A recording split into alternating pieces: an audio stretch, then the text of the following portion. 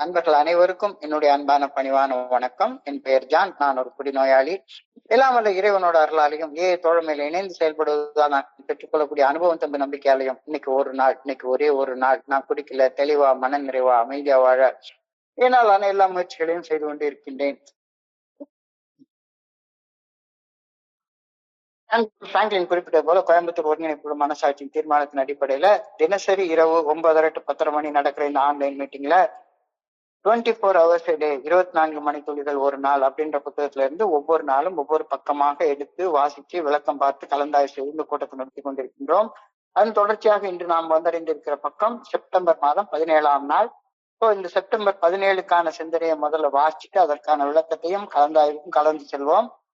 முதல்ல செப்டம்பர் 17க்கான சிந்தனையை வாசிப்பதற்கு நண்பர் பிராங்க்லின் அவர்களை அன்போட பணியோடு அழைக்கிறேன். Franklin, September 17. தேங்க்யூ.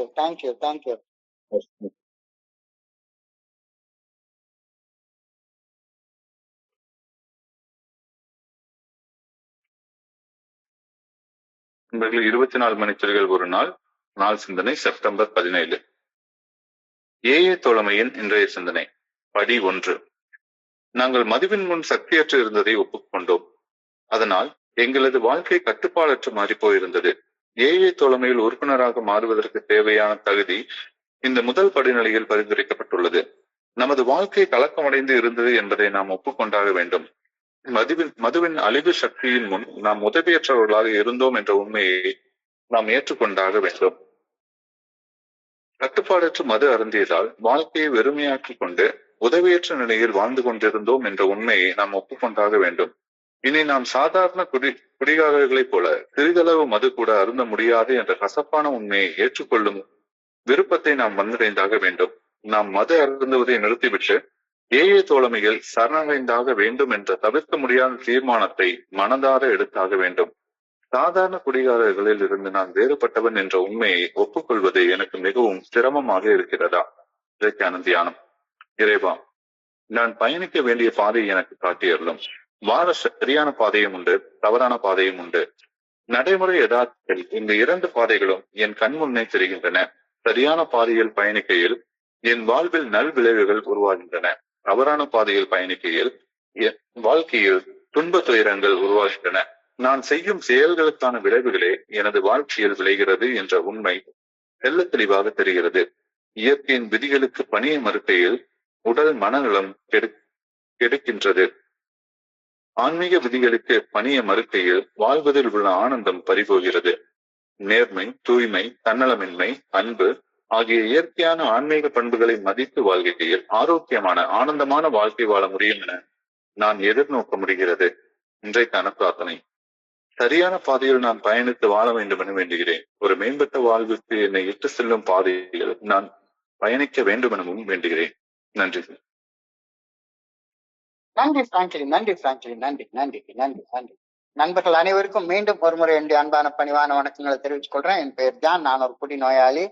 எல்லாம் வல்ல இறைவனோட அருளாலையும் தோழமையில இணைந்து செயல்படுவதால் நான் பெற்றுக்கொள்ளக்கூடிய அனுபவம், தெம்பு, நம்பிக்கை ஆகியவற்றாலும் இன்னைக்கு ஒரே ஒரு நாள் நான் குடிக்கல, தெளிவா மன நிறைவா அமைதியா வாழ என்னாலான எல்லா முயற்சிகளையும் செய்து கொண்டு இருக்கின்றேன். இன்னைக்கு பியூரா தோழமை பரிந்துரைக்கும் 12 படிகள் அடங்கிய மீட்படையும் செயல் திட்டத்தின் முதல் படிநிலை பரிந்துரையை பற்றி ஒரு ஆழமான சிந்தனை நமக்கு கொடுக்கப்பட்டிருக்கிறது. நேற்றைக்கு சிந்தனையில 12 ஸ்டெப் ரெக்கவரி ப்ரோக்ராம் 12 படிகள் அடங்கி மீட்படையும் செயல் திட்டத்தை குறித்த ஒரு ஜெனரல் அவுட்லுக், பொதுவான பார்வை கொடுக்கப்பட்டிருந்தது.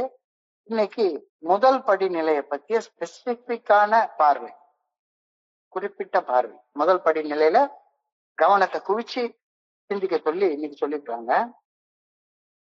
குடிநோயின் பாதிப்புகள் இருந்து ஒரு குடிநோயாளி மீண்டு வரணும்னா முதல்ல அந்த குடிநோயாளி தான் குடிநோயால பாதிக்கப்பட்ட ஒரு குடிநோயாளி அப்படின்ற உண்மைய எந்த விதமான நிபந்தனை இல்லாம முழு மனசோட ஒப்புக்கொண்டாகணும். இல்ல எனக்கு பிரச்சனை இல்ல, நான் நினைச்சா குடிப்பேன், நினைச்சா விட்டுருவேன், எனக்கு குடியால பிரச்சனை இல்ல, நான் ஒரு குடிநோயாளி இல்ல அப்படின்னு ஒப்புக்கொள்ள மறுக்கிற பட்சத்துல அந்த நண்பர் தோழமையில இணையவே முடியாது. முதல் படிநிலையில ஒருவன் தன்னைத்தானே ஒரு குடிநோயாளி அப்படின்னு ஒப்புக்கொள்வது ஏஏ தோழமையில வந்து இணையறதுக்கான அடிப்படை தகுதி.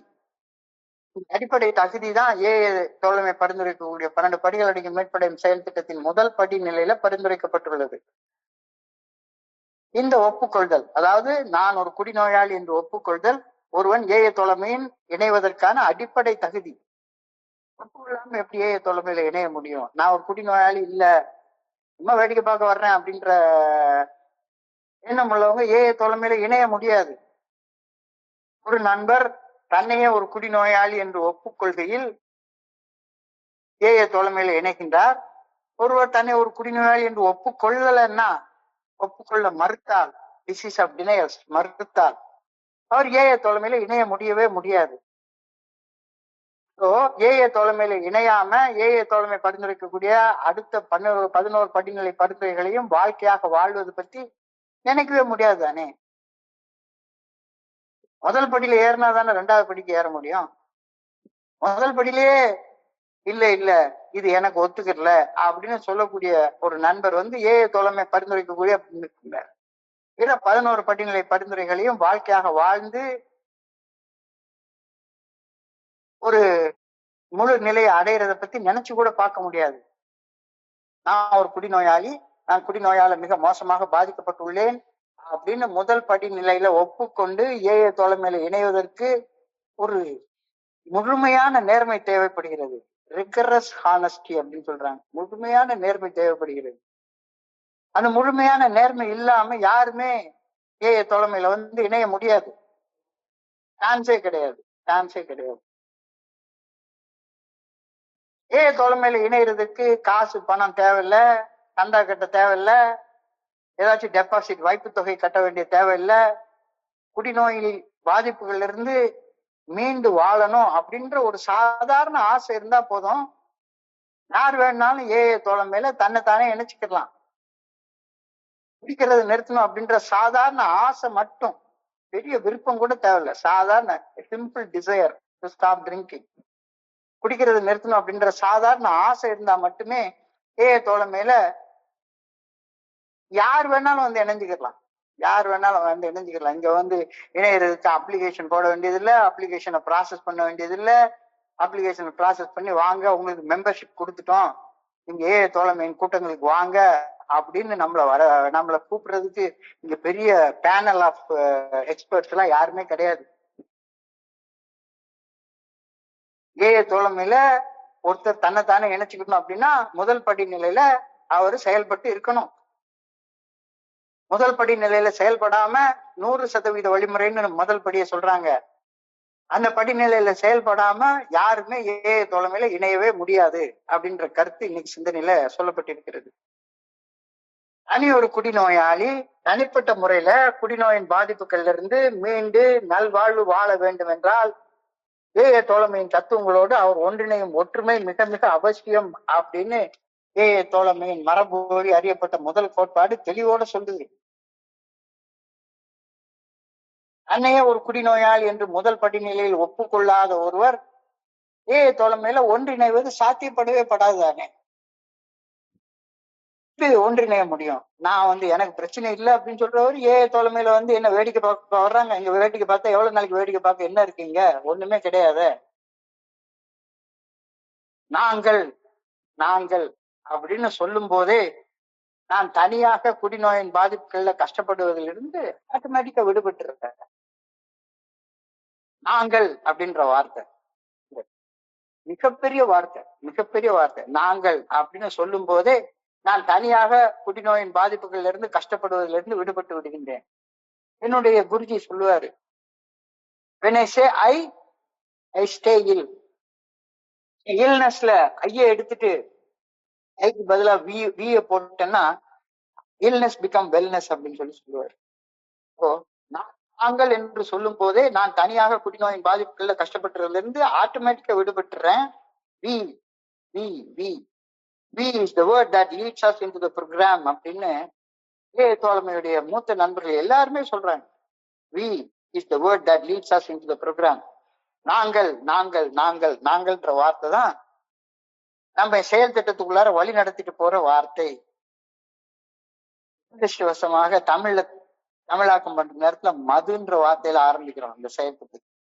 ஆனா இங்கிலீஷ்ல பார்த்தோம்னா we admitted we were powerless over alcohol. So நாங்கள் என்ற வார்த்தை தான் ஏஐ தோழமை பரிந்துரைக்கக்கூடிய இந்த 12 படிகள் அடங்கி மீட்படையும் செயல் திட்டத்துக்குள்ளார நம்மை வழி நடத்திட்டு போற வார்த்தை. we is the word that leads us into the program அப்படின்ற ஒரு கருத்து ரொம்ப ஆழமாக ஏஐ தோழமையில சொல்லப்பட்டிருக்கிறது. நான் ஏஐ தோழமையில வந்து இணையறதுக்கு முன்னால தனியாக குடிநோயால கஷ்டப்பட்டுக்கிட்டு இருந்தேன். குடிநோயுடைய பாதிப்புகளால கஷ்டப்பட்டு கொண்டிருந்தேன். ஏஐ தோழமையில வந்து இணைவதற்கு முன்னால நாம எல்லாருமே தனித்தனியாக குடிநோயின் பாதிப்புகள்ல கஷ்டப்பட்டுட்டு தான் இருந்தோம். எல்லாரும் அவங்க தகுதிக்கு ஏற்ப ஏதாச்சும் ஒரு கஷ்டத்தை பட்டுக்கிட்டு தான் இருந்தோம். ஆனா நாம எல்லாரும் ஏஐ தோழமையில இணைந்தவுடன் செய்த முதல் செயல், முதல் படியில பரிந்துரைக்கப்பட்ட இந்த ஒப்புக்கொள்தல் அப்படின்ற செயலை செய்யறோம். அட்மிட்டட். நாங்கள் ஒப்புக்கொண்டோம். ஸோ முதல்ல நான் என்ற சொல் நாங்கள் என்ற சொல்லாக மாறுகிறது. நாம எல்லாருமா சேர்ந்து செய்யக்கூடிய செயல் ஒப்புக்கொள்தல். நான் தனியா ஒப்புக்கொள்ளல, தனியா போய் செவத்துக்குள்ளார உட்கார்ந்து ஒப்புக்கொள்ளல. நாங்கள் என்று கூறுவதற்கான தகுதியே நான் ஒரு குடிநோயாளி என்று என் பக்கத்துல இருக்க மனுஷன் ஒப்புக்கொள்றதுதான். இது இன்னைக்கு சிந்தனையில தெளிவாக கொடுக்கப்பட்டிருக்கிறது. ஸோ சப்ஜெக்ட், அதாவது பெயர் சொல், நான் அல்ல நாங்கள். நாம எல்லாரும் சேர்ந்து செய்யக்கூடிய அந்த வினை சொல், வெர்ப், predicate, ஒப்புக்கொள்தல், admitted. நாம எல்லாருமா சேர்ந்து ஒரு செயல் செய்யறோம். என்ன செயல் செய்யறோம்? ஒப்புக்கொள்றோம். நாம எதை ஒப்புக்கொள்றோம்? ஆப்ஜெக்ட், செய்யப்படு பொருள் என்ன, எதை ஒப்புக்கொள்றோம்? நாம அனைவரும் இணைந்து 2 சமமான உண்மைகளை ஒப்புக்கொள்கின்றோம் அப்படின்னு இந்த முதல் படியில பாக்குறோம். நாம அனைவரும் நாங்கள் இணைந்து 2 சமமான உண்மைகளை ஒப்புக்கொள்கின்றோம். முதல் உண்மை, மதுவின் முன் சக்தியற்று இருந்ததை ஒப்புக்கொண்டோம். we admitted we were powerless over alcohol. நாங்கள் மதுவின் முன் சக்தியற்று இருந்ததை ஒப்புக்கொண்டோம். ஒரு ஃபேக்ட், ஒரு உண்மை. இந்த காலத்தை பின்னோக்கி பார்த்தா, ஆமா குடிச்சா குடிச்சுக்கிட்டே இருக்கிறேன், குடிச்சா உடம்புக்குள்ளார ஒரு அலர்ஜி செட்டிங் ஆயிடுது, ஒரு பிசிக்கல் கிரேவிங் உண்டாயிடுது, குடிச்சா குடிச்சுக்கிட்டே இருக்கிறேன், I am powerless over alcohol. So மதுவின் முன் சக்தியற்று இருந்ததை ஒப்புக்கொண்டோம். பாஸ்ட் டென்ஸ்ல அழகா எழுதியிருக்கு. 2வது உண்மை, 2 சமமான உண்மைகளை ஒப்புக்கொள்றோம். முதல் உண்மை, மதுவின் முன் சக்தியற்று இருந்ததை ஒப்புக்கொண்டோம். 2வது உண்மை, மது அருந்த வேண்டும் என்ற மனவெறி எழுந்தவுடன் அந்த மனவெறியை கட்டுப்படுத்த முடியாம இருந்ததையும் ஒப்புக்கொண்டோம். குடிச்சா குடிக்கிற அளவை என்னால கட்டுப்படுத்த முடியல, குடிக்கலன்னா குடிக்கணும்ன்ற எண்ணம் உருவாக்கக்கூடிய மனவெறிய, அப்சஷனை என்னால கட்டுப்படுத்த முடியல. மது அருந்திய பின் உருவாகும் உடல் அளவிலான ஏக்கம், பிசிக்கல் கிரேவிங், பிசிக்கல் அலர்ஜி. ஆனா மது அருந்துறதுக்கு முன்னாலேயே மனதளவிலாக மது அருந்த வேண்டும் என்று உருவாகும் ஒரு அதிதீவிர மனவெறி, ஒரு இமோஷனல் டர்மாயில், ஒரு உணர்வு தடுமாற்றம், ஒரு உணர்வு கொந்தளிப்பு, இதையும் கட்டுப்படுத்த முடியல. இந்த 2 உண்மையை நம்ம ஒப்புக்கொள்றோம். ஸோ ஃபர்ஸ்ட் ஸ்டெப்ல என்ன நடக்குது? நான் என்ற சொல் நாங்கள் என்ற சொல்லாக மாறுகிறது. ஃபெலோஷிப்குள்ளார என்டர் ஆகிறோம். நாம எல்லாரும் சேர்ந்து என்ன செய்யறோம்? நாம செய்யக்கூடிய செயல், வினைச்சொல், ஒப்புக்கொள்தல், அட்மிட்டட். எதை அட்மிட் பண்றோம்? 2 சமமான உண்மைகளை ஒப்புக்கொள்றோம். ஒண்ணு மதுவின் முன் சக்தியற்று இருந்ததை ஒப்புக்கொள்தல். 2வது, மது அருந்த வேண்டும் என்ற மனவெறி எழுந்தவுடன் அந்த மனவெறியை கட்டுப்படுத்த முடியாம இருந்த நிலையை ஒப்புக்கொள்றோம். பாஸ்ட் பார்ட்டிசிபிள் எழுதிட்டாங்க, லைஃப் ஹேட் பிகம் அன்மேனேஜபிள். வாழ்க்கை கட்டுப்படுத்த முடியாததாக மாறி போய் இருந்தது. வாழ்க்கை கட்டுப்படுத்த முடியாது, அதாவது குடிக்கணும்ன்ற எண்ணம் வந்துட்டு அந்த எண்ணத்தை கட்டுப்படுத்த முடியாத நிலையில ஒரு குடிநோயாளி இருந்தான். இந்த ரெண்டுமே கடந்த காலத்தை நம்ம பின்னோக்கி பார்க்கிறப்ப தெல்ல தெளிவாக தெரியக்கூடிய உண்மைகள். இந்த ரெண்டு உண்மைகளை ஒப்புக்கொள்றோம், அவ்வளவுதானே. இவ்வளவு சிம்பிளான ஸ்டெப்பு. இந்த ரெண்டு உண்மைகளையும் ஒப்புக்கொள்ளாம ஒருத்தர் தோழ மேல இணையிற தகுதியே பெற மாட்டான் அப்படின்ற கருத்து இன்றைய சிந்தனையில தெளிவாக சொல்லப்பட்டிருக்கிறது. பிசிக்கல் கிரேவிங், பிசிக்கல் அலர்ஜி, இது உடல் சம்பந்தப்பட்டது. மென்டல் அப்செஷன், இது மனம் சம்பந்தப்பட்டது. இந்த உடல் பாதிப்பு, மன பாதிப்பு ரெண்டும் இணைந்ததுதான் குடிநோய். உடலும் மனமும் மோசமாக பாதிக்கப்பட்டுள்ள ஒரு நிலை. குடிச்சா உடல் அளவுல ஏற்படுற ஒவ்வாமை கட்டுக்குள்ளார வரமாட்டேங்குது. இல்லைன்னா மனசளவுல குடிக்கணும்னு உருவாகக்கூடிய மன வெறி கட்டுப்பாட்டுக்குள்ளார வரமாட்டேங்குது. இந்த ரெண்டும், உடல் மன ரெண்டுமே நோய்வாய்ப்பட்ட நிலையை ஒப்புக்கொள்வது முதல் படியில நிகழுது.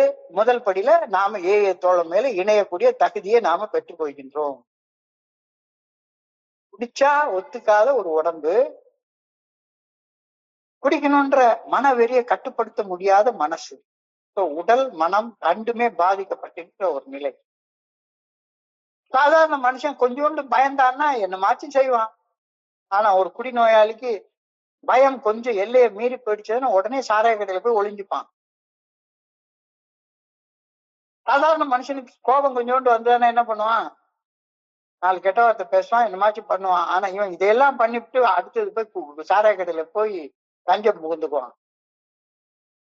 கோபத்தால உருவாகக்கூடிய குடிக்கணும் அப்படின்ற எண்ணம் வெறியாக மாறி அந்த வெறி கட்டுப்படுத்த முடியாத நிலைக்கு போயிடுது. அதே மாதிரிதான் சந்தேகம் வந்துட்டா, சந்தேகம் ஒரு எல்லையை மீறிட்டா உடனே சாராய கடைக்கு போயிடும். பொறாம ஒரு எல்லையை மீறிட்டா சாராய கடைக்கு போயிடும். காம எண்ணங்கள் கட்டுக்கடங்காம இருந்தா உடனே சாராய கடைக்கு போயிடுவான். இந்த மென்டல் அப்செஷன் மனசுக்குள்ளார ஏற்படக்கூடிய தடுமாற்றம். இந்த தடுமாற்றம் குடிக்கணுன்ற எண்ணத்தை உருவாக்குது. குடிக்கணுன்ற எண்ணத்தை கட்டுப்படுத்த முடியாம குடிக்கணுன்ற வெறியாக மாறுது.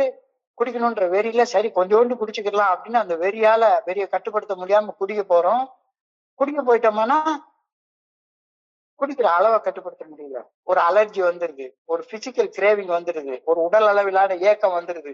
திரும்ப திரும்ப திரும்ப திரும்ப நினைவு இழக்கிற வரைக்கும் குடிச்சுக்கிட்டே இருக்கும். இந்த உடல் மன பாதிப்பை, இந்த உடல்லையே மனசுலயே நோய்வாய்ப்பட்ட நிலையை ஒப்புக்கொள்வது முதல் படியில நிகழுது.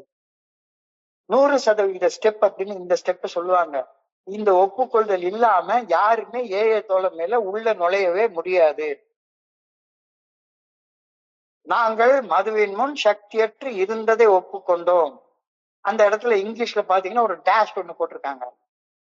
டேஷ் என்ற அந்த குறியீடு என்னத்தை குறிக்குதுன்னா, கணிதத்துல மேத்தமேட்டிக்ஸ்ல ஈக்குவல் டு அப்படின்ற ஒரு குறியீட்டுக்கு இலக்கியத்துல ஒரு இணையான குறியீடு dash.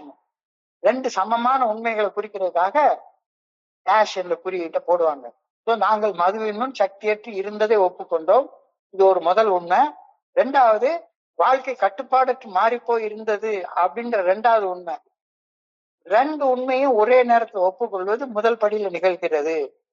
So we admitted we were powerless over alcohol, that our lives had become unmanageable. யாராச்சும் ஒருத்தவங்க நான் ஏன் மதுவின் முன் சக்தியற்று இருந்ததை ஒப்புக்கொள்ளணும் அப்படின்னு பார்த்தா சரிதான். நீ குடிச்ச விதத்தை பின்னோக்கி பாரு. எப்படி குடிச்ச?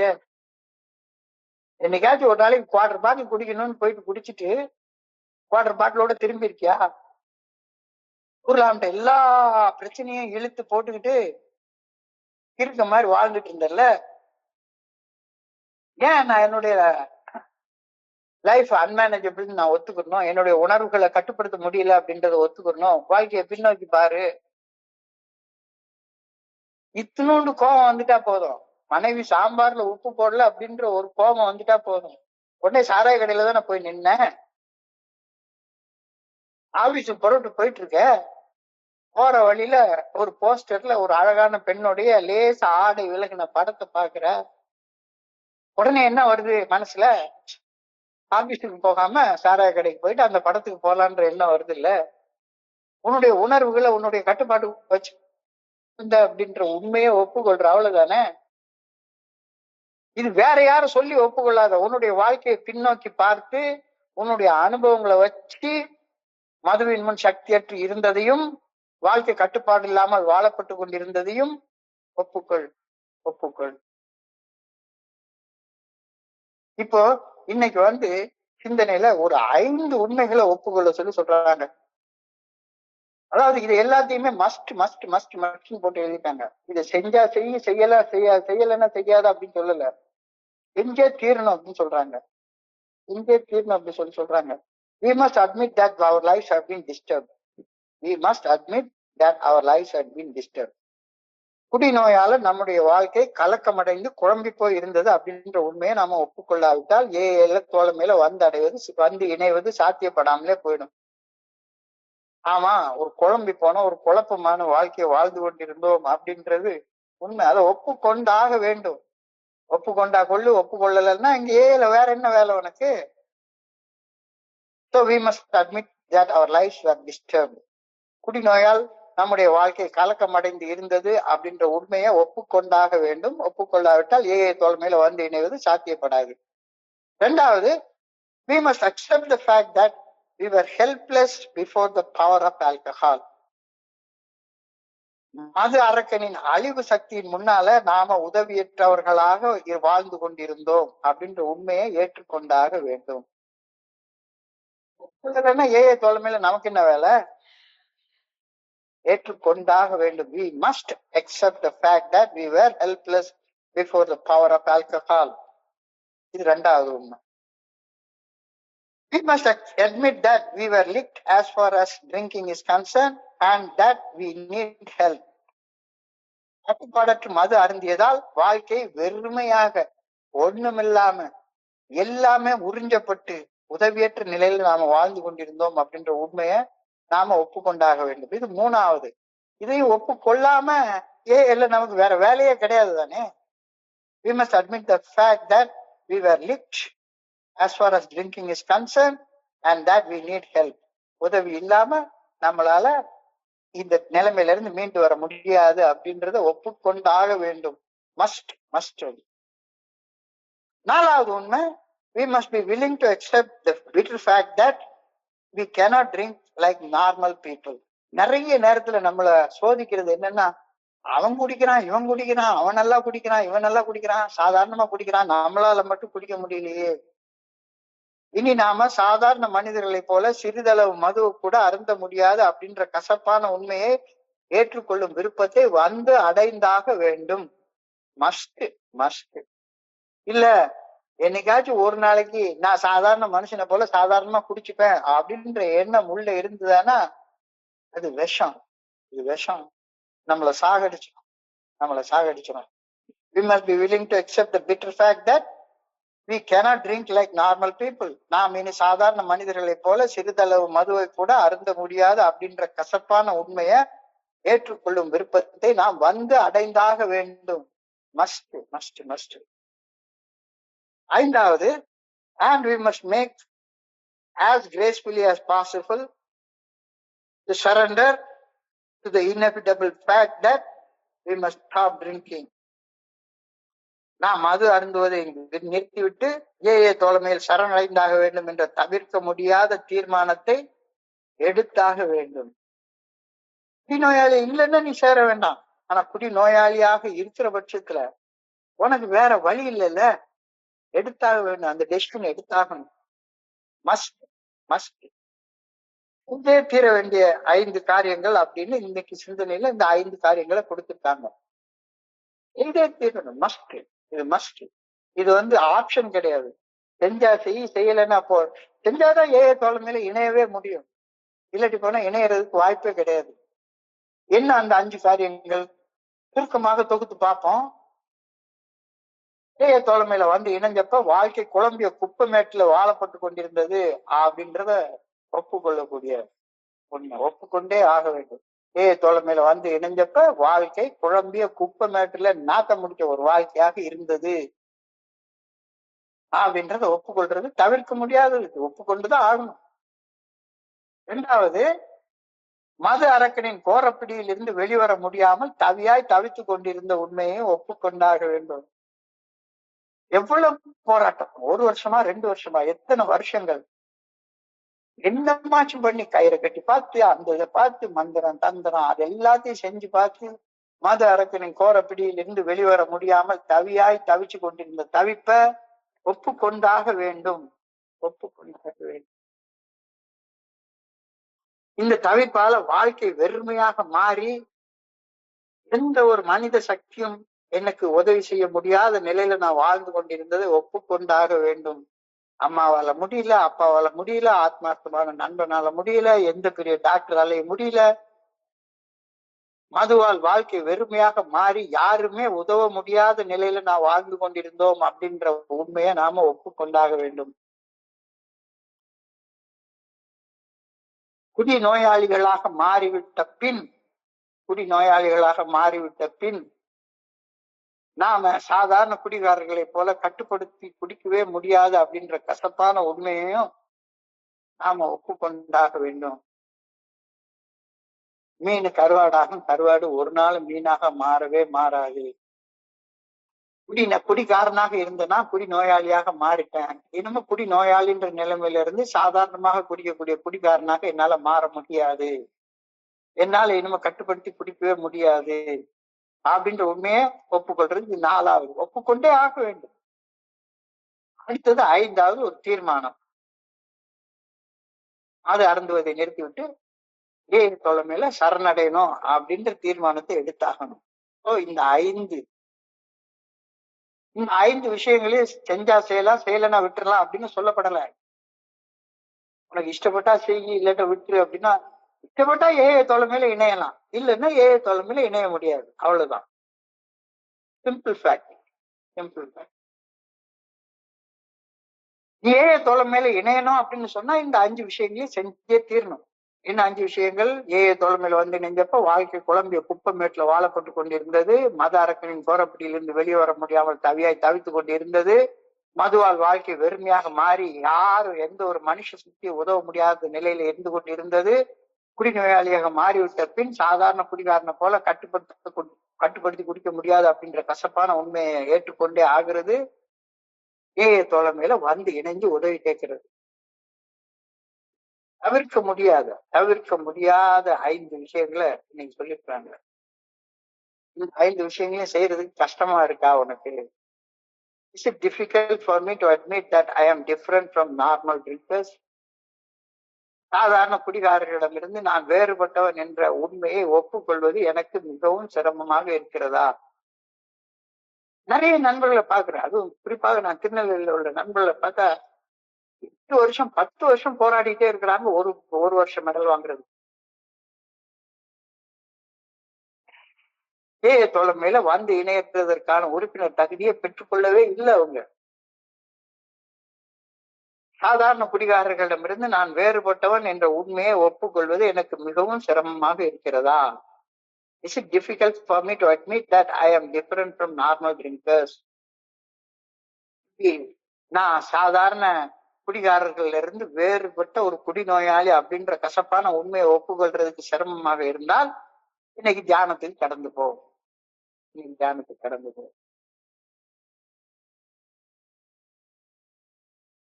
நான் பயணிக்க வேண்டிய நல்ல ஒழுங்கான பாதையை காட்டும் ஆற்றல் அறிவு சார்ந்த என்னுடைய மனசுக்கு கிடையவே கிடையாது அப்படின்ற வார்த்தையில நீ தியானம் ஆரம்பிக்கும். நான் எந்த பாதையில பயணிக்கணும், எது சரியான பாதை அப்படின்னு சரியான பாதையை காட்டக்கூடிய ஆற்றல் என்னுடைய மனித அறிவுக்கு கிடையவே கிடையாது. மனித அறிவை நம்பாம வேற எதை நம்புறது? சோ உன்னுடைய மனித அறிவு அதற்கும் அப்பாற்பட்ட ஒரு உயர்ந்த சக்தி நல்ல ஒழுங்கான வழிகாட்டுதலால் நெறிப்படுத்தப்பட்டாக வேண்டும். சோ நான் பயணிக்க வேண்டிய நல்ல ஒழுங்கான பாதையை காட்டக்கூடிய ஆற்றல் அறிவு சார்ந்த என்னுடைய மனசுக்கு கிடையவே கிடையாது. இறையருள் பேராற்றல் மட்டுமே நான் பயணிக்க வேண்டிய நல்ல ஒழுங்கான வழிகாட்டுதலை என்னுடைய மனசாட்சியின் மூலமாக எனக்கு வெளிப்படுத்த முடியும். இதுதான் இன்னைக்கு தியானத்துடைய முதல் வார்த்தையாக எழுதப்பட்டிருக்கிறது. Show us the way, O Lord, let us walk in thy path. Show us the way, O Lord, let us walk in thy path. இறைவா, நான் பயணிக்க வேண்டிய பாதையை எனக்கு தெளிவாக காட்டியருளும். இறைவா, நான் பயணிக்க வேண்டிய பாதையை எனக்கு தெளிவாக சுட்டி காட்டியருளும். இது இன்றைக்கு தியானத்துடைய முதல் வரி. ஏன்னா அது என்னுடைய மனித அறிவுக்கு நான் பயணிக்க வேண்டிய பாதை எதுன்னு எனக்கு தெரியவே இல்லை. எந்த பாதையில நான் போகணும், இந்த நேரத்துக்கு குறிப்பிட்ட நேரத்தை எந்த செயல் செய்யணும் அப்படின்ற நல்ல ஒழுங்கான வழிகாட்டுதலை காட்டுறதுக்கு என்னுடைய மனுஷ அறிவுக்கு திராணி இல்லை. எல்லா தருணங்களிலும் நான் தேர்வு செய்து செயல்பட என் முன்னே பல தேர்வுகள் உள்ளன.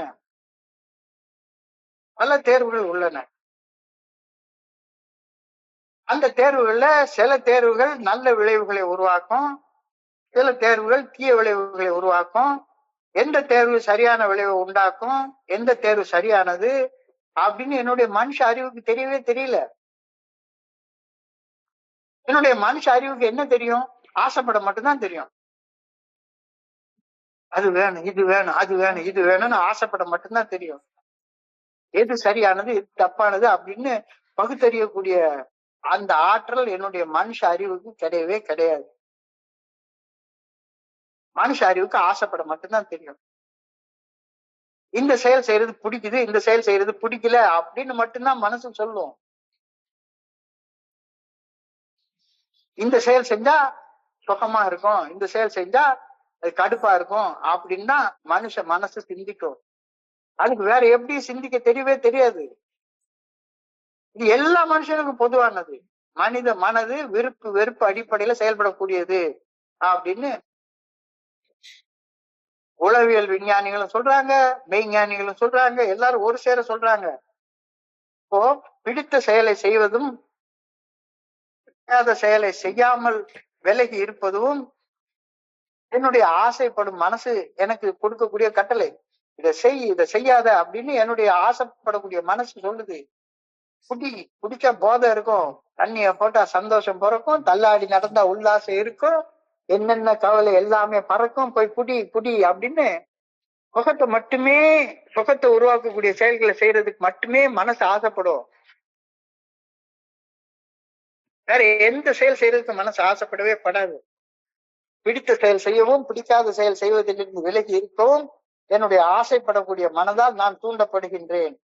ஆனால் எது சரியான தேர்வு, எது தொலைநோக்கில் எனக்கு நல்ல விளைவுகளை உருவாக்க வல்லது அப்படின்னு என்னுடைய மனசுக்கு தெரியவே தெரியாது. அது என்னுடைய மனசாட்சிக்கு மட்டும்தான் தெரியும்.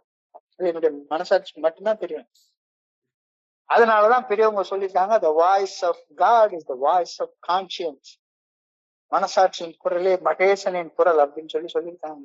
எனக்கு மனசுக்கும் மனசாட்சிக்கும் உள்ள வித்தியாசமே தெரிய மாட்டேங்குது. மனசுதான் மனசாட்சி நினைச்சுக்கிட்டே இருக்கேன் நான்.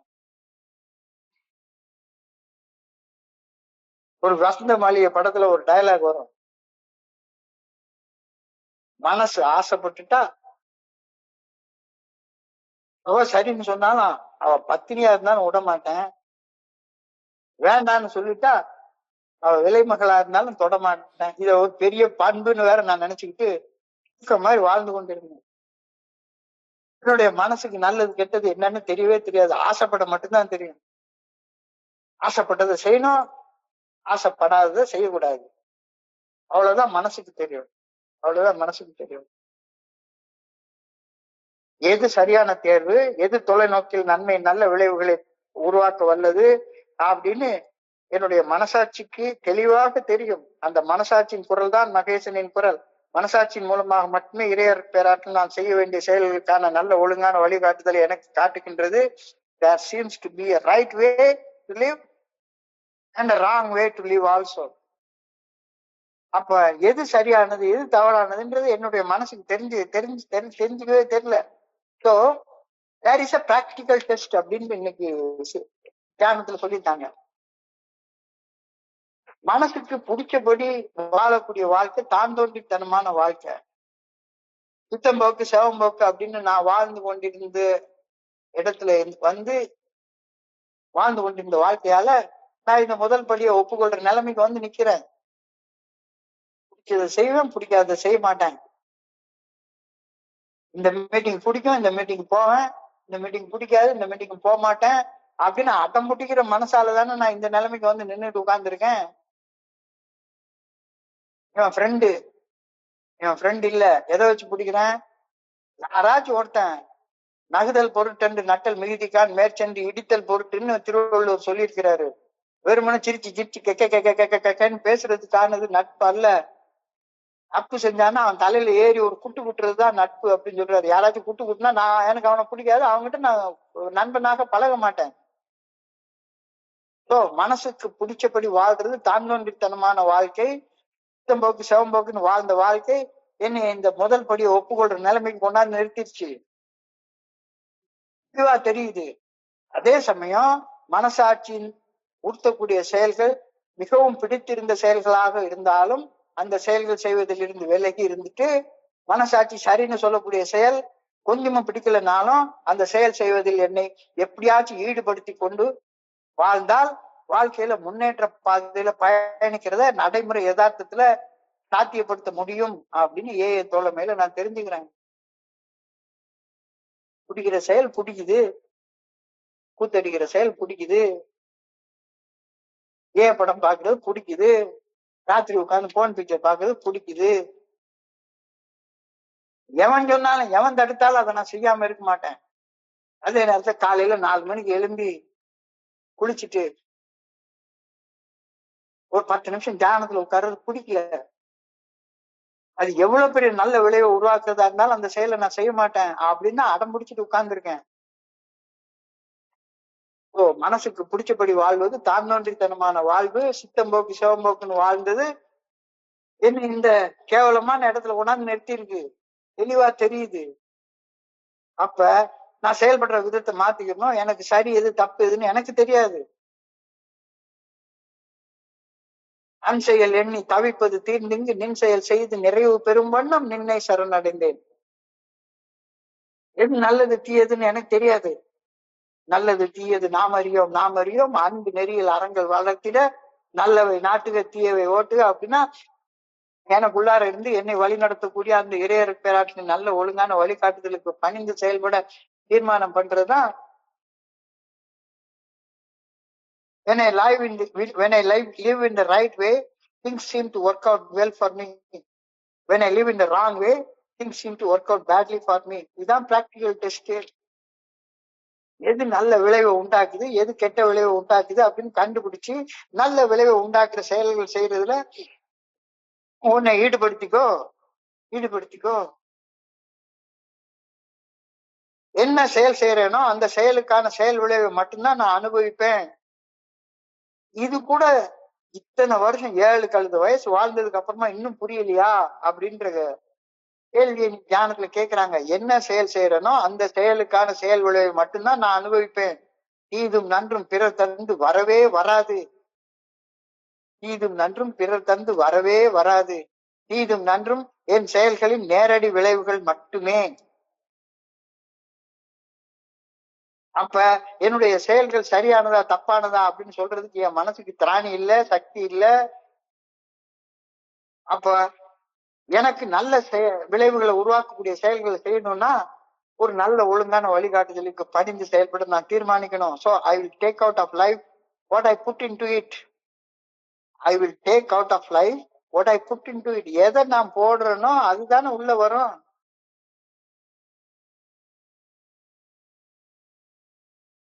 எதை நான் போடுறேனோ அதுதானே உள்ள வரும்.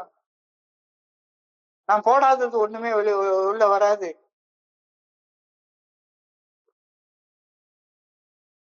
நல்லது செஞ்சா நல்லது நடக்கும், கெட்டது செஞ்சா கெட்டது நடக்கும். நல்லது செஞ்சா நல்லது விளையும், தீயது செய்தால் தீயது விளையும். நல்லது செஞ்சுட்டு தீமை ஒரு நாளும் விளையவே விளையாது, தீமை செஞ்சுட்டு நல்லது ஒரு நாளும் விளையவே விளையாது.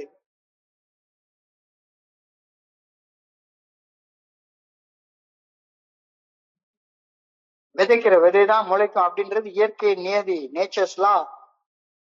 விதைக்கிற விதைதான் முளைக்கும், அது இயற்கையின் நியதி, nature's law. If I disobey laws of nature, the chances are that I live an unhealthy life. நான் இயற்கையுடைய விதிகளுக்கு முரண்பட்டு இயற்கை விதிகளை மறுத்து வாழ்ந்து கொண்டிருந்தேன் என்றால் நான் ஒரு ஆரோக்கியம் இல்லாத வாழ்க்கையை வாழ்ந்து கொண்டிருப்பேன். அதே நேரத்தில் if I disobey the spiritual laws, moral laws, the chances are that I live unhappy. இயற்கை விதி அப்படின்னு அழகா சொல்றாங்க. அல்ல விதையை அரைச்சி தின்னா மரணம் ஏற்படுறது நிச்சயம். இது இயற்கை விதி. ஆனா அரைச்சி தின்னாதானே மரணம் ஏற்படும், அரைச்சி தின்னலன்னா மரணம் ஏற்படாது இல்ல. இந்த இயற்கை விதி எல்லாருக்கும் பொருந்தும், எல்லாருக்கும் பொருந்தும். ஜீசஸ்க்கும் பொருந்தும், புத்தருக்கும் பொருந்தும், திருவள்ளுவருக்கும் பொருந்தும், திருமூலருக்கும் பொருந்தும், எல்லாருக்கும் பொருந்தும். இந்த விதி மகானுக்கும் பொருந்தும், மகா பாவிக்கும் இந்த விதி தான். விதியை மீறிட்டு விளைவு ஏற்படுவதை தவிர்க்கணும்னு நினைச்சேன்னா நீ பைத்தியக்காரன். விதியை மீறிட்டு விளைவு ஏற்படுவதை தவிர்க்க முடியவே முடியாது. ஆன்மீக விதியை மீறினால் ஆனந்தமாக வாழ முடியாது. ஆன்மீக விதிகள்னு அழகா சொல்லியிருக்கிறாங்க. எது ஆன்மீக விதிகள்? நேர்மை, தூய்மை, தன்னலமின்மை, அன்பு ஆகிய பண்புகள் மட்டுமே ஆனந்தத்தை விளைவிக்கும் அப்படின்றது ஆன்மீக விதி. நான் நேர்மையா இல்ல, உண்மையா இல்ல, தூய்மையா இல்ல, தன்னலம் இல்லாம இருக்கேன், அன்பு இல்லாம இருக்கேன் அப்படின்னா பிராக்டிக்கலா நீ ஆனந்தமாக இருக்கவே முடியாது. சும்மா உட்காந்து இந்த வடிவேலு மாதிரி கவுண்டமணி மாதிரி ஜோக் அடிச்சுட்டு இருக்கிறது ஆனந்தமான வாழ்க்கைன்னு நினைச்சிட்டு இருந்தேன்னா அது ஆனந்தமாக இருக்கவே முடியாது. தண்ணியை போட்டுட்டு ஏதாச்சும் ஒரு எவனோ என்னைக்கோ படத்துல பார்த்த ஒரு ஜோக் அடிச்சுட்டு நான் ஆனந்தமாக இருக்கேன் அப்படின்னு என்னை நானே ஏமாத்திட்டு இருந்தேன்னா என்ன அர்த்தம்? ஆன்மீக விதிகளை மீறினால் ஆனந்தமாக வாழ முடியாது அப்படின்னு தெளிவா சொல்லியிருக்காங்க.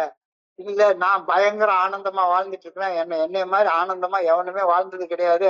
நான் இப்போ அப்படியே மீட்டிங்களோட ஷேரிங்ல நான் நிறைய பேரை பார்த்திருப்பேன். எங்கேயோ உள்ள ஜோக்கெல்லாம் அடிச்சு பிடிச்சி 1 மணி நேரம் எல்லாரையும் கெக்கன்னு சிரிக்க வச்சு பேசுறது அதுக்கு பேர் ஆனந்தம் கிடையாது. நேர்மை, தூய்மை, தன்னலமின்மை, அன்பு ஆகிய ஆன்மீக பண்புகள் மட்டுமே ஆனந்தத்தை உருவாக்க வல்ல ஆன்மீக விதிகள். இந்த விதிகளுக்கு பணிஞ்சு வாழாம ஆரோக்கியமாகவும் ஆனந்தமாகவும் நான் வாழ முடியவே முடியாது. இது தெளிவாக இன்றைய தியானத்தில் சொல்லப்பட்டிருக்கிறது. So I pray that I may try to live in the right way. வாழ்க்கையை சரியான பாதையில பயணித்து வாழ வேண்டும் என ஆண்டவா உண்மை அன்போடு வேண்டிக் கொள்கின்றேன். I pray that I may follow the path that leads to a better life, happy life, contented life. என்னை முன்னேற்ற பாதையில நிறைவான வாழ்க்கை வாழக்கூடிய ஆனந்தமான வாழ்க்கை வாழக்கூடிய பாதையில பயணிக்கணும் அப்படின்றதுக்காக பணியோடு வேண்டிக் கொள்கின்றேன். பிரார்த்தனையோடு இன்னைக்கு பிரார்த்தனை முடிவடையுது. ஸோ ரொம்ப ஒரு யதார்த்தமான சிந்தனை, பெரிய ஆன்மீக சிந்தனைன்றதை விட யதார்த்தமான சிந்தனை.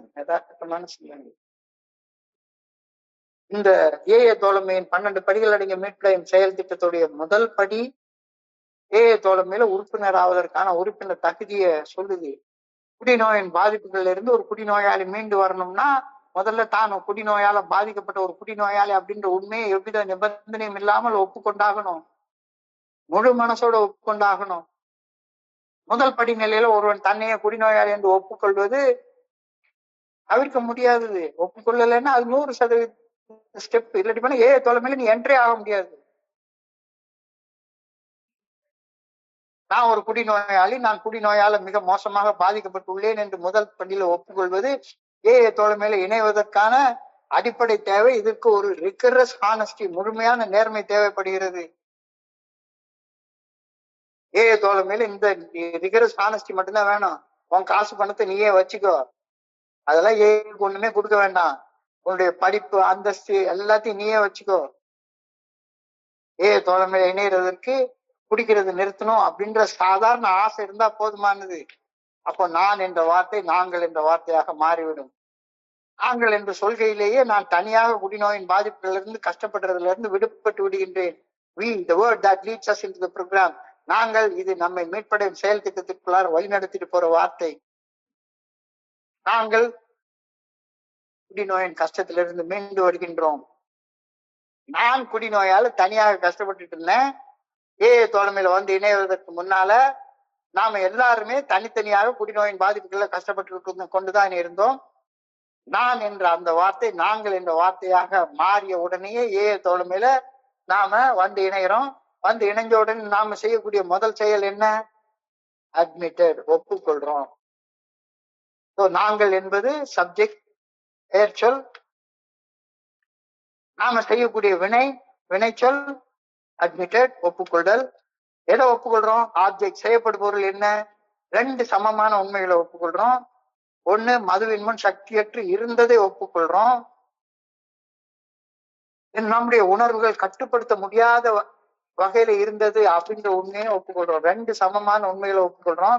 இந்த ரெண்டு சமமான உண்மைகளை குறிக்கிறதுக்காகத்தான் ஆங்கிலத்துல எழுதுறப்ப we admitted we were powerless over alcohol that our lives had become unmanageable அப்படின்னு எழுதிட்டாங்க. குடிச்சா ஒத்துக்காத ஒரு உடம்பு, குடின்னு நச்சரிக்கிற ஒரு மனசு, இந்த ரெண்டு சேர்ந்ததுதான் ஒரு நோய். நாங்கள் மதுவின் முன் சக்தியற்று இருந்ததை ஒப்புக்கொண்டோம் அதனால் எங்கள் வாழ்க்கை கட்டுப்பாடுக்கு மாறி போயிருந்தது. இது முதல் படி நிலை பரிந்துரை. We admitted we were powerless over alcohol that our lives had become unmanageable. This step states the membership requirement of AA. இதை செய்யலைன்னா பண்ண முடியாது. ஸோ இதை செஞ்ச உடனேயே நம்ம என்ன பண்றோம்? வாழ்க்கையில 5 செஞ்சே தீர வேண்டிய உண்மைகளை 100% ஸ்டெப்னு சொல்றோம். மஸ்ட்ன்ற வார்த்தை எழுதுறாரு. we must admit that our lives are disturbed. தோழமையில வந்து இணைஞ்சப்ப வாழ்க்கை குழம்பிய குப்பைமேட்டுல வாழ்ந்தது போல வாழப்பட்டு கொண்டிருந்தது அப்படின்ற உண்மையை ஒப்புக்கொண்டோம். 2வது, மது அரக்கனின் கோரப்படியில் இருந்து வெளியே வர முடியாம தவிச்சு கொண்டிருந்தோம் என்ற உண்மையை ஒப்புக்கொண்டே ஆக வேண்டும். அதுவால் வாழ்க்கை வெறுமையாக மாறி யாருமே எந்த ஒரு மனித சக்தியுமே உதவ முடியாத நிலையில நாம வாழ்ந்து கொண்டிருந்தோம் அப்படின்ற உண்மையை ஒப்புக்கொண்டே ஆகணும். குடிநோயாளிகளாக மாறிவிட்டிருந்த நாம் சாதாரண குடிகாரர்களை போல கட்டுப்படுத்தி குடிக்கவே முடியாது அப்படின்ற கசப்பான உண்மையை ஒப்புக்கொண்டே ஆக வேண்டும். அது அருந்துவதை நிறுத்திவிட்டு தோழமையில சரணடைவதை ஒப்புக்கொண்டே தேர்ந்தெடுத்தே ஆக வேண்டும். மேற்சொன்ன 5 விஷயங்களும் செஞ்சா செய்யலாம், செய்யலைன்னா வேண்டாம் அப்படின்னு விட்டுவிடக்கூடிய விஷயம் இல்லை. செஞ்சா தோழமையில இணையலாம், செய்யலைன்னா தோழமையில இணைய முடியாது, அவ்வளவுதான். அப்ப is it difficult for me to admit that I am different from normal drinkers? சாதாரண குடிகாரர்கள் இருந்து நான் வேறுபட்டவன். எனக்கு தோழமையில வந்து எல்லாருக்கும் நான் பாடம் எடுக்கிறது தான் நான் இங்க வந்திருக்கேன், இங்க பாடம் கத்துக்கிறதுக்கு வரல அப்படின்னு அந்த உண்மையை ஒப்புக்கொள்றது சிரமமாக இருந்தா தியானத்துக்கு கடந்து போகும். இன்னைக்கு தியானத்தை விட எளிமையான தியானம் எதுவுமே இருக்க முடியாது. எல்லா மனிதர்களுக்கும் பயணிக்க 2 பாதை எப்பவுமே இருக்கும். ஒண்ணு ஒழுங்கான பாதை, ஒண்ணு தவறான பாதை. எது தவறான பாதை, எது ஒழுங்கான பாதை அப்படின்றத கண்டுபிடிக்கக்கூடிய ஆற்றல் மனித மனசுக்கு கிடையவே கிடையாது. சரி தவறு என்பது மனசாட்சியின் மூலமாக மட்டுமே வெளிப்படுத்தப்படுகிறது. சோ இன்றைக்கு தியானத்துடைய முதல் வார்த்தை show us the way, O Lord, let us walk in thy path. இறைவா, நான் பயணிக்க வேண்டிய சரியான பாதையை எனக்கு தெளிவாக சுட்டி காட்டியறலும். இதுதான் இன்னைக்கு தியானத்துடைய முதல் வார்த்தை. எனக்கு தெரியல, என் அறிவுக்கு தெரியல, கண்டுபிடிக்க தெரியல. எல்லா தருணங்களிலும் நான் தேர்வு செய்து செயல்பட என் முன்னே பல தேர்வுகள் உள்ளன. அந்த தேர்வுகள் சில நல்ல விளைவுகளை உண்டாக்கும், சில தேர்வுகள் தீய விளைவுகளை உண்டாக்கும். எந்த தேர்வு சரியான தேர்வு அப்படின்றது என்னுடைய மனுஷ அறிவுக்கு தெரியவே மாட்டேங்குது. என்னுடைய மனசுக்கு ஆசைப்பட மட்டும்தான் தெரியுது, இது இந்த தேர்வு பிடிக்குது, இந்த தேர்வு பிடிக்கல, இது இந்த செயல் செய்ய பிடிச்சிருக்கு, இந்த செயல் செய்ய பிடிக்கல. மட்டன் பிரியாணி சாப்பிட பிடிச்சிருக்கு, சாதாரண ஒரு பாகக்காய் சாப்பிட எனக்கு பிடிக்கல. 30 நாள் மட்டன் பிரியாணியே சாப்பிட்டுட்டே இருந்தா என்னத்துக்காகிறது? சோ பிடித்த செயல் செய்யவும் பிடிக்காத செயல் செய்வதிலிருந்து விலகி இருக்கவும் மட்டுமே என்னுடைய ஆசைப்படுற மனசு என்னை தூண்டுது. ஆனா எது சரியான தேர்வு, எது தொலைநோக்குல நல்லதை விளைவிக்கக்கூடிய தேர்வு அப்படின்னு மனசாட்சிக்கு தெளிவாக தெரியும். அந்த மனசாட்சியின் குரல் தான் மகேசனின் குரல். மனசாட்சியின் மூலமாக மட்டுமே இறையர் பேராற்றல் நான் செய்ய வேண்டிய செயல்களுக்குரிய நல்ல ஒழுங்கான வழிகாட்டுதலை எனக்கு காட்டுகின்றது. seems to be a right way to live and a wrong way to live, and practically that is shown by my conscience. மனசுக்கு பிடிச்சபடி வாழ்வது தாண்டோன்றுத்தனமான வாழ்க்கை. திட்டம்போக்கு சிவம்போக்குன்னு வாழ்ந்ததுனால மட்டும்தானே இந்த முதல் படியில வந்து நான் ஏன் நிக்க வேண்டிய நிலைமைக்கு வந்து அடைஞ்சிருக்கிறேன். தெளிவா தெரியுது. அதே சமயம் மனசாட்சி உறுத்தக்கூடிய செயல் எனக்கு மிகவும் பிடிப்பு இருந்தாலும் அச்செயல் செய்வதிலிருந்து விலகி இருக்கவும், மனசாட்சி சரின்னு சொல்லக்கூடிய செயல் கொஞ்சமும் பிடிக்கலனாலும் அந்த செயல் செய்வதில் என்னை ஈடுபடுத்திக் கொள்வது கொண்டாலும் வாழ்க்கை நல்ல முறையாக இருக்கும் அப்படின்றத அனுபவம் எனக்கு சுட்டி காட்டுது. நடைமுறை யதார்த்தத்துல தெரியுது, பிராக்டிக்கல் டெஸ்ட்ல தெரியுது. So when I live in the right way, things seem to work out well. When I live in the wrong way, things seem to work out badly for me. இதான் practical test. இதான் practical test. சிம்பிளான விதி, சிம்பிளான விதி. என்ன செயல் செய்யறேனோ அந்த செயலுக்கான செயல் விளைவை மட்டும்தான் நான் அனுபவிப்பேன். இது நன்றும் பிறர் தர எனக்கு வரவே வராது. தீயதும் நன்றதும் நல்லதும் என்னுடைய செயல்களின் நேரடி விளைவுகள் மட்டும்தான். Take out of life what I put into it. நல்லது செஞ்சா நல்லது விளையும், தீயது செஞ்சா தீயது விளையும். நல்லது செஞ்சுட்டு தீமை ஒருபோதும் விளையாது, தீமை செஞ்சுட்டு நல்லது ஒருபோதும் விளையவே விளையாது. விதைக்கிற விதைதான் முளைக்கும். இது இயற்கையின் நியதி, nature's law. So if I disobey laws of nature, chances are that I live an unhealthy life.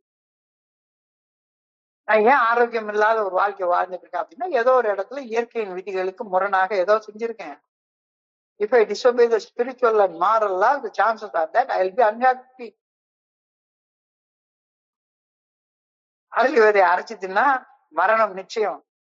இது இயற்கையுடைய விதி. இந்த விதி மகானுக்கும் ஒண்ணுதான், மகா பாவிக்கும் ஒண்ணுதான். விதியை மீறிட்டு விளைவு ஏற்படுவதை யாரும் தடுக்க முடியாது. ஆன்மீக விதியை மீறினா ஆனந்தமா வாழ முடியாது. சத்தியம். எல்லாம் வல்ல இறைவனை நானே சொல்றது உண்மை. ஆன்மீக விதினா என்ன? நேர்மை, தூய்மை, தன்னலமின்மை, அன்பு ஆகிய ஆன்மீக பண்புகள் மட்டுமே ஆனந்தத்தை விளைவிக்கும் அப்படின்றது ஆன்மீக விதி. வேற எந்த வகையிலையும் ஒரு நாள் ஆனந்தத்தை உருவாக்க முடியாது. இல்ல நான் அன்போட இருக்க மாட்டேன், நேர்மையா இருக்க மாட்டேன், தூய்மையா இருக்க மாட்டேன், தன்னலத்தோட வாழ்வேன், ஆனா ஆனந்தமா இருப்பேன் அப்படின்னு சொன்னேன்னா யார நீ ஏமாத்த போற? இன்னைக்கு தியானத்துல தெளிவாக சொல்லிட்டு, நேர்மை, தூய்மை, தன்னலமின்மை ஆகிய ஆன்மீக பண்புகள் மட்டுமே ஆனந்தத்தை விளைவிக்கும் என்பது ஆன்மீக விதி. இந்த விதிகளுக்கு பணிஞ்சு வாழாம ஆரோக்கியமாகவும் ஆனந்தமாகவும் நான் வாழ முடியும் அப்படின்னு நினைக்கிறது பைத்தியகாரத்தனம். ஸோ இதுக்காக ப்ரேயர் பண்ணேன். ஐ pray that I May try to live in the right way. வாழ்க்கையில சரியான பாதையில பயணித்து வாழ வேண்டும் என பணியோட வேண்டிக் கொள்கின்றேன். I pray that I may follow the path that lead to better life. என்னை முன்னேற்ற பாதையில நிறைவான ஆனந்தமான ஆரோக்கியமான பாதையில வாழ வைக்கக்கூடிய செயல்களை தேர்ந்தெடுத்து செய்யணும் அப்படின்றதுக்காக அந்த பணியோட வேண்டிக் கொள்கின்றேன் அப்படின்ற கருத்தோட இன்னைக்கு சிந்தனை முடிவடையுது. ஆழமான அழகான சிந்தனை. இந்த சிந்தனை, இந்த பகுதியை படிக்கிறப்ப என் மனதை கடந்து சென்ற சிந்தனைகளை உங்களோட பகிர்ந்து கொள்ள இந்த நல்ல வாழ்க்கைய நல்ல வாய்ப்பை உருவாக்கி கொடுத்த இந்த குழுவிற்கு என்னுடைய மிக பணிவான நன்றிகளை தெரிவித்துக் கொள்றேன். இதுவரைக்கும் பொறுமையாக கேட்ட ஒவ்வொரு நண்பருக்கும் என்னுடைய பணிவான நன்றிகள். இந்த இரவு பொழுது நண்பர்களுக்கு இனிமையான இரவாக அமையணும் இறைவன பணியோடு வேண்டிக் கொள்கின்றேன். நன்றி, நன்றி, நன்றி, நன்றி, நன்றி, நன்றி. வாழ்க வையகம், வாழ்க வளமுடன்.